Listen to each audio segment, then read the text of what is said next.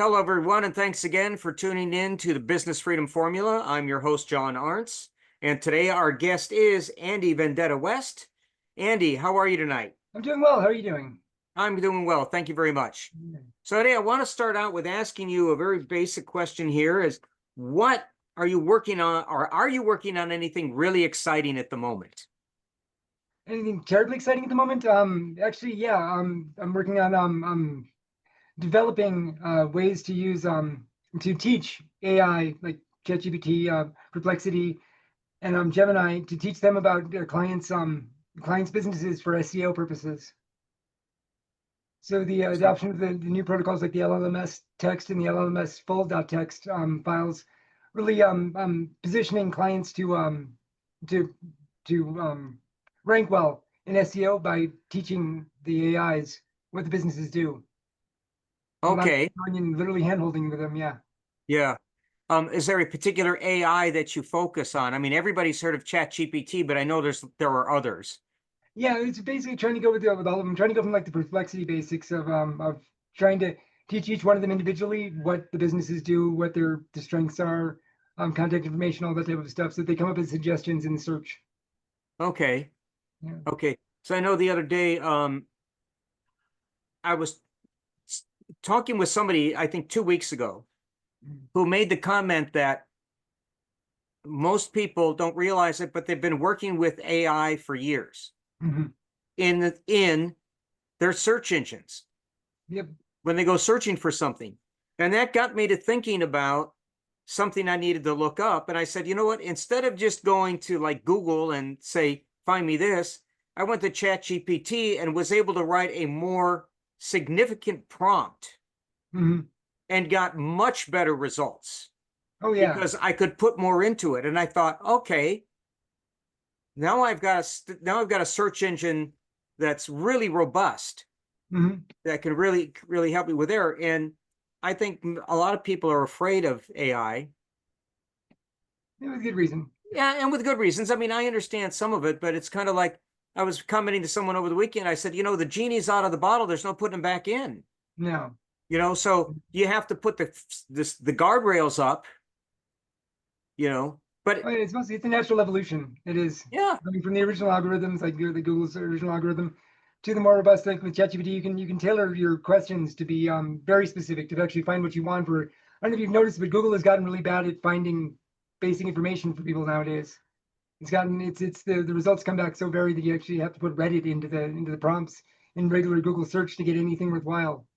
right. And then even if you're looking for something specific, it might be 4 or 5 items down because all the paid ones are on top. Oh yeah, you get the huge pile of paid ones on top.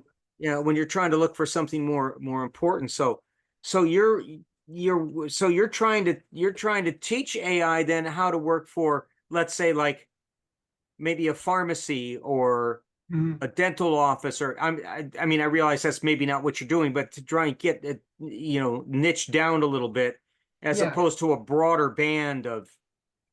We're trying to teach them specifically, like in which area, like for local search, whatnot. ChatGPT is great for that because ChatGPT will reference Google search, and you can teach it to, like, the latest client of mine was a law firm up in Santa Fe that we really developed their it's called the LLMS text file. Okay. And the LLMS, which is the large language model system text file, which you can put all the relevant information for the AIs to search quickly and come back with specific answers. And since it's a protocol that's just coming out now, and the adoption rate is like 1%. Yeah. It's like businesses that are actually have that file on hand on the websites are ranking much better. They're coming up with suggestions because the AIs are able to go to them quickly. Yeah. And one of the things that I came across early, like I guess my first introduction to ChatGPT was a year and a half ago, maybe, when it sort of became, known to those of us who, I mean, as I told you earlier, I've been in the tech world, but I kind of got out of it for a long time. So I was not on the bleeding edge of things anymore. And I came across this article that talked about how to make, if I want to, like, let's say I wanted to write an essay and I want a ChatGPT to help me write it. You can tell that it's written by an AI, but you can teach it to sound like you. Yes. And that's exactly what I said. Oh, wow. So, and I had a bunch of stuff out on a blog and I cobbled it all together. Now, in all fairness, what I did notice was when I do that, it sounds a lot more like me, but not completely like me. Hmm. Because there are times that said I would never use that word. Oh yeah. I would never express myself in that way. It just felt wrong. So I know it's not 100%, but yet it's early. Oh yeah. I mean, we're still at the boot floppy stage, going way, way back to when I first learned computers. I mean, we're just scratching the surface here. It's a long way to go, but Oh it's yeah. going fast, isn't it? It is going fast. With generative AI, the as far as creation goes, it's well, it's stuck into a lot of like you can always tell when it's ChatGPT wrote it because it's gonna have the M dash throughout the writing, and no human uses an M dash when typing. Yeah, The extend dash that and make the listing everything out into in a unordered in the lists, which right. ChatGPT flows through way more than a normal person would. I think same with images, for an initial view and for a quick a quick view over, it does come across as reading like a person. But then if you actually look into it and you look at the sentence structure and you look at the choice of wording, yeah, it's apparent that it's AI right away. Yeah, and But because it'll get much better. yeah, it's a lot of it's a sentence structure too. Yeah. That's that has a lot to do with it. Okay. So, wow, that sounds like something that is really um pardon the expression, nerdy stuff trying to teach AI about. It is, it Yeah. is, it is, and a lot of it is interpersonal communication with the AI. It's like you're just talking to it and explaining things and correcting it where it's wrong. So it's a lot of just actual conversation. Okay. So, I mean, we're talking about large language models here. Yeah. We're not actually talking about intelligence. No, no, no, no, No. no.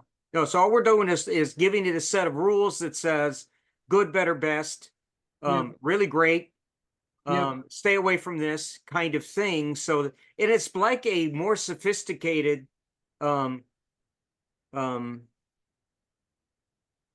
for next loop or do until or Yep. Yep. yeah. For Whole those of you series out of here this and listening that. that are not programmers, we both understand what that means, but Mhm.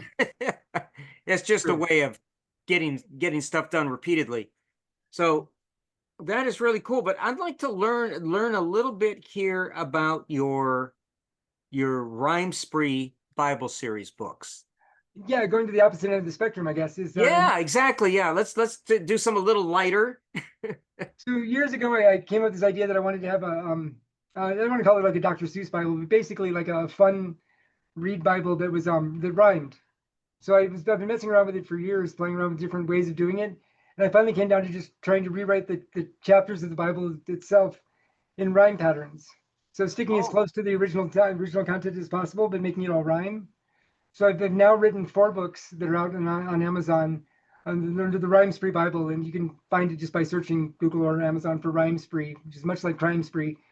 But I have John, Matthew, Revelation, and Genesis completed now, and they're just they're fun to read. They're the best way I can describe it is it's putting the Bible in front of somebody and having them read it, and it actually makes you want to turn the next page and keep going. okay. Well, that's very interesting. I mean, that must have been a challenge to get some of that Oh yeah, some of that to rhyme in a way that float into well, it's like the lineage parts where it's just like this he begat, he begat, he yeah, begat. yeah, yeah. How Those do you were make a difficult to rhyme out do. of that? Yeah, Oh yeah, yeah. yeah. Yeah. Gosh, See, I I wouldn't worked even know where to on begin. it sporadically for years, and then I finally, like last year, decided to just sit down and finish one book. And when I got one done, I went, okay, I can actually keep doing this, and so I've gotten 4 done so far. Okay. And Yeah. what kind of reception are you getting on those books? Um, it's it's um, it's slow right now because I didn't start off with a large marketing plan.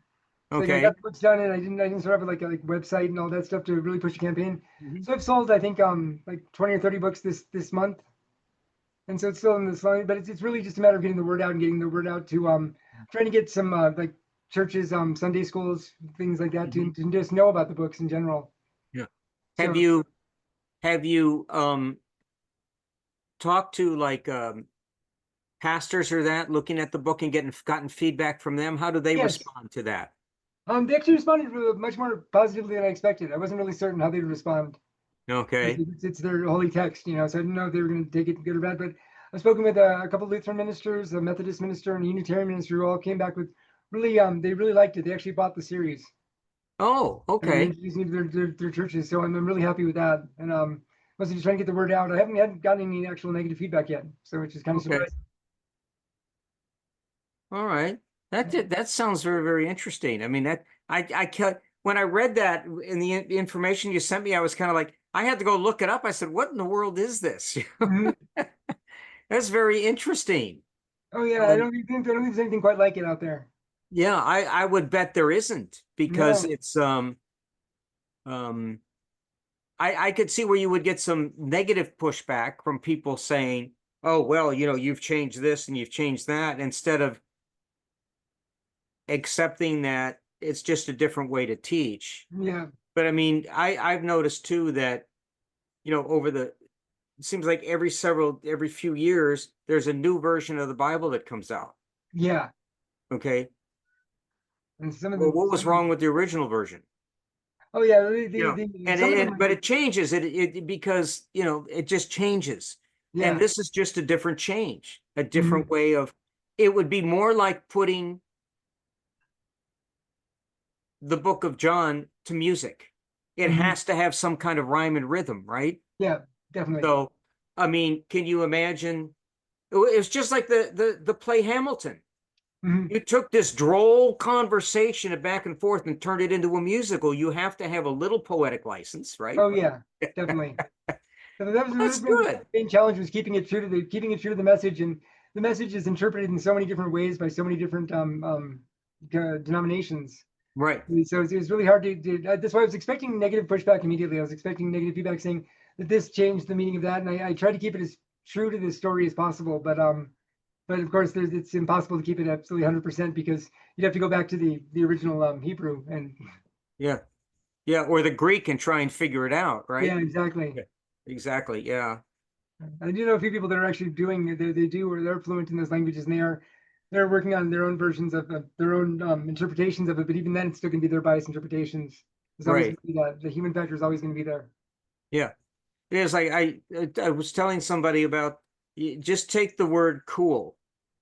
Hmm. Okay. Now, if you ask a jazz musician what cool is, and Yeah. you ask an air conditioning guy what cool is, right? And then you ask a smoker of menthol cigarettes what cool is, you're going to get three different answers, and it's all the same word. Yeah, completely different. Completely Completely different. different. So what is the context in which you're talking about it, and what is it used in? And I think sometimes, no matter what kind of text in the 21st century here that we try to translate, there's always there's interference. Oh yeah. It's cultural interference, it's cultural bias. Oh, It's absolutely. the meaning of words changes. Just look at Yeah. even the English language when you look back to what words meant when Shakespeare wrote them. Oh yeah. You know, If you go and back half far the enough, time you can't there's understand what ancient that language. man was saying, and he writes in English. I mean, it's Yeah. Oh, exactly. yeah. What's the line about So the difference between the British and the Americans? That they're two peoples separated by a common language. right, exactly. Yeah. Yeah. Yeah, the British say you don't speak English, you speak American. And I Oh bet you yeah. they tell the Australians the same thing. You don't speak English, you speak Australian. Oh yeah. And we do speak American. Yeah. I speak Southwestern American, and Yeah. there's so many different dialects. Right. And I traveled a bit for business, so it's a little different in the South and a little different in the Northeast. I grew up in the Midwest. Hmm. It's all a little different, Oh yeah.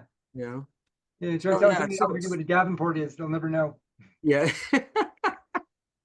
Yeah. Oh, wow.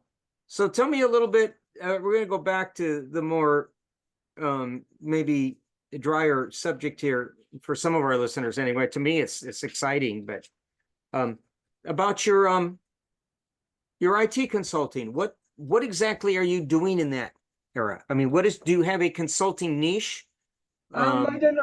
I do basically I do have a very wide niche. It's I specialize in emergency repairs of like websites. Like I've actually had clients who spent a year with a developer and they were building their website, and the day before they had to go present before the Pentagon, they realized they had nothing, and that their developer no. had just taken off on them. So in 18 hours, I built them a website, had them up and ready to present at the Pentagon the next morning. Wow. I've done like that. I do that type of like emergency work. That's actually the fun work that I do. On top of that, I also do like web presence, SEO. Um, a lot of it is just making people's email work. I think that's probably the most hours spent is just getting clients to have their email work for them.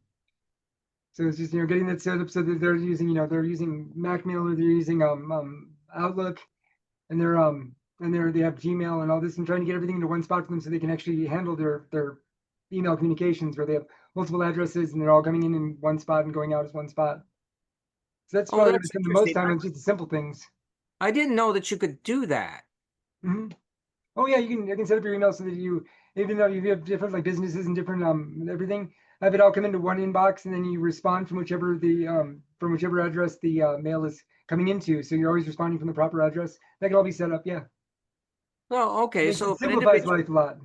so if an individual has a Gmail address, I say a Yahoo address, Yep. an old AOL address, and then maybe an address that's related to their website Yep. or their work, that can all come into one Yep. inbox. The one inbox. Yeah, and you can either in the Gmail interface. It can be Macmail or Outlook or Thunder. What is it? Thunderbird. Yeah, Thunderbird. You can all it all be set up and it all set up so that it automatically responds from whichever one the email comes into. So you always respond from the right business. That's interesting. I've never heard of that. That Oh, is really? phenomenal. Oh yeah, it's just the small basics that do actually make life easier. Yeah, I can see that. Yeah. Yeah, that way you're not having to constantly log in different accounts and things like that. It's just all one place and just respond automatically like you would naturally. Now, is that just a an easily accessible product, or is that a something that needs to be built for that particular customer? But it doesn't really have to be built. It just has to be integrated properly, like depending on whichever email service they're used to, they prefer using. Like if you prefer using Gmail, then we can bring it all into the Gmail web interface. If you prefer using Macmail or Outlook, we can bring it all into the desktop application. And it's just a matter of integrating it properly, and it's just a matter of getting the accounts lined up and set up and verified in there. So it's not really it's a service more than it is a system. Okay. And now, would that still make everybody's email accessible from their phone as well as Oh yes, their yes, laptop or their PC? yep, Okay. And yep. does it work for Mac as well and Apple products Oh as yeah, well? absolutely, absolutely. Apple will integrate everything properly. Same with Microsoft services, everything. Wow. It's just a totally it's a different setup, and it's like if you have the basic differences, like the difference between Outlook and Gmail, where one has labels and one has actual boxes folders. It's how you integrate it so that it flows with the customers with whatever their preferences are, whatever works best for them. Wow. That is Yeah, very then you can be done interesting. in pretty much universal adoption and universal integration. Wow.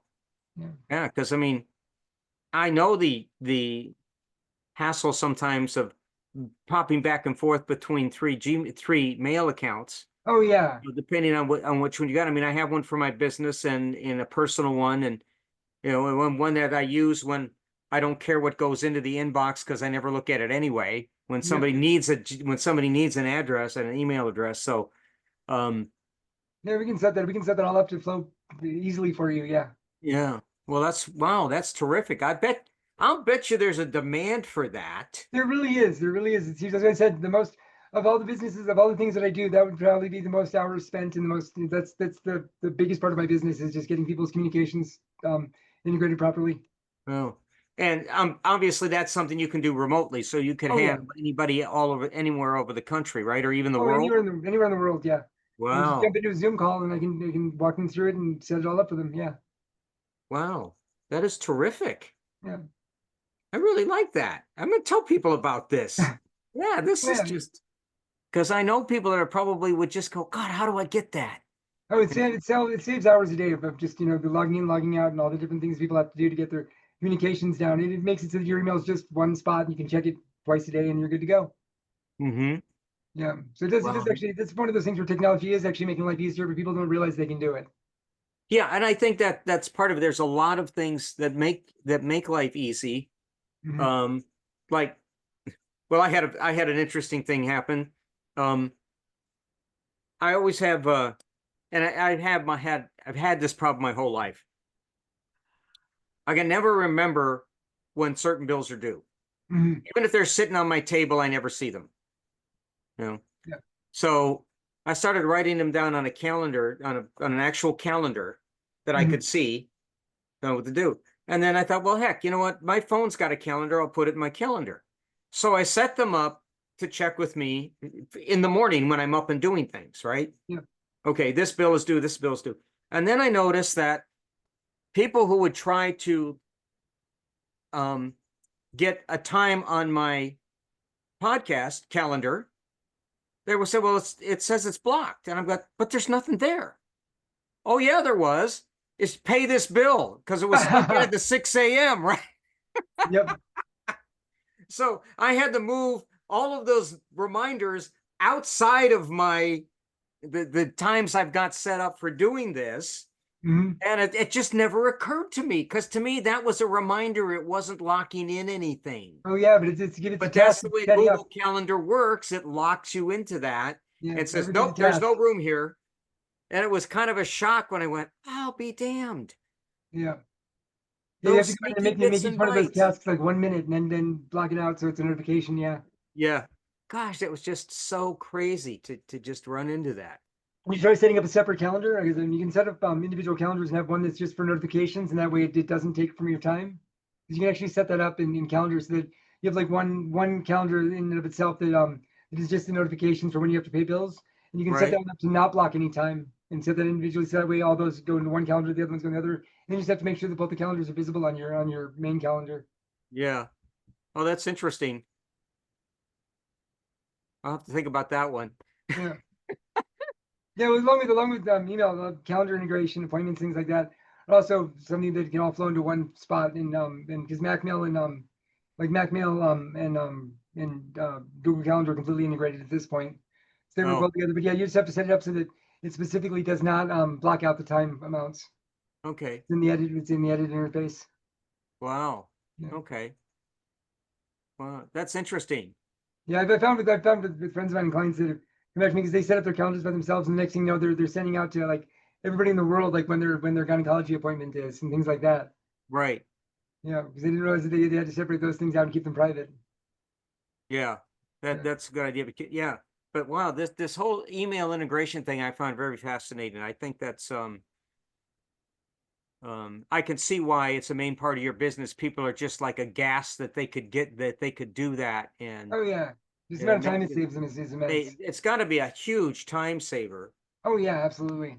Because Uh, there's hours a day that people are spending just in communications, and if you can just streamline it all to just answer and respond, then you can uh, take hours off the day, and you have extra hours to go live your life. yeah, exactly. Because we all get inundated with way too much. I just wish I could find a way to slough off 90% of what goes into my inbox Yeah, because most of it's there are junk. filter settings for that, but it depends because like I get 1,500 emails a day at least, Yeah. and then it's Oh, in 90% of them are business related, so I do have to actually look at them. So right. it takes a lot of time, but yeah, I have different filters that are set up to streamline it so that I know emergencies, immediate response, things like that, and then I have it set Mhm. up so the star system to do Yeah. that. Well, Yeah. um, during the place I actually work at during the day, we my boss set up a system where um, we we get all of our orders via email, Hmm. and believe me, it's a battle with our clients to send an email. They want to get on the phone and place an order. We don't have time for that. Send an Yeah. email. But then he said, okay, look, if you put the word help in the subject, then we will know you need it right away. Like maybe you're missing, some material to finish a job. Yeah. But what he did is when that word help is in the subject line and it hits the system, a completely different tone goes off when it goes to the printer. Hmm. So we know it's a help order when it comes in. So we know to grab that one first while the other ones stack up and they're worked on in order. Hmm. Because some of these guys, they order their material 3, 4, 5 days in advance, but a help order says, "Hey, I'm on my way. I need 3 of these to Hmm. finish this job." So, Nice. that's one of those things, kind of a filter he built into the email server to be able to parse out that which is important. And I imagine that could be done probably with, like you said, with if it's an emergency thing, maybe you've got a way of what kind of subject heading to use so that it Yeah. gets split out for you. Yeah. That's probably something we could use, all of us could use more effectively Oh if yeah, we the know how to filters set up the filters. filters definitely help. And there's different stars like with Google Mail. There's you have the important and you have the what is it? It's not a star, but it's a the rank. You can rank the importance of messages from different types of clients, different groups of clients, Hmm. everything like that. So you can really go in and nerd out with the settings. That's the only way that I get through 1,500 emails a day. Yeah, Is because it's all set up and filtered to priority. So I'm only checking like I gotta try and go in and check my emails and do everything like twice a day. So I'm not spending all day doing it. So I right. go in and do all in the morning and then in the afternoon I do my emails and then also one more time late at night. But it all comes through. So I get so I'm never spending more than an hour in responding to people and whatnot. So I know Yeah, which ones like I'll have like 3 messages from the same client about the same thing, and right. they stick them together so that I don't get them all in order and keep jumping on it. Yeah. Yeah. Yeah, that can be sometimes the thing is if you don't respond right away, they're shooting you another email, then they're shooting Yep. you another email, and it's like, stop it. Yeah, I got to teach them that. I'm like, these are the hours that I check the email. So if Yeah, it's between this and this time, if it's an emergency, text me. yeah, So exactly. And if it yeah, falls in between those checking hours, it's going to be a few hours before I see it. So just chill. yeah. Yeah, Don't send me 3 emails because I'm gonna have to read all 3 emails before I get back to you, and that's gonna take longer. yeah, Yep, exactly. Especially when you're just reiterating the same thing over and over again. Yeah, exactly. We're just doing the search in their email to find the things they're good and search for themselves. Yeah. yeah. Wow, wow. Well, Andy, if anybody viewing this wants to contact you, what's the best way for them to reach you? They can reach me at Andy@benlewin.com. It's just ANDI at VANLEWEN.com. Ben Lewin's my IT and web company. Okay.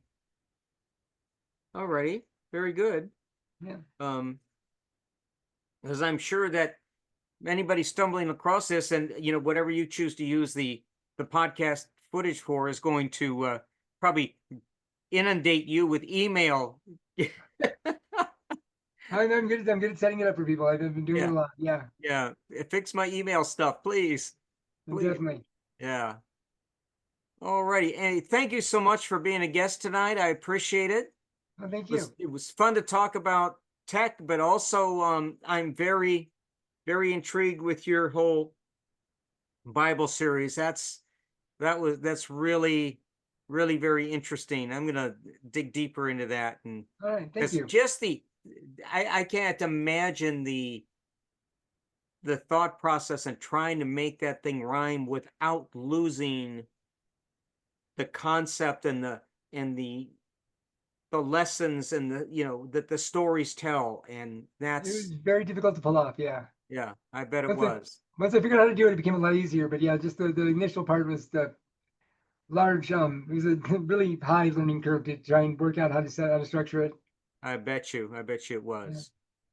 Alrighty. Well, Andy, thank you so much for being a guest. Thank you. Thank you for And I having wish you me. the best of luck and take care. Hey, thank you. All right. Good night. Bye bye.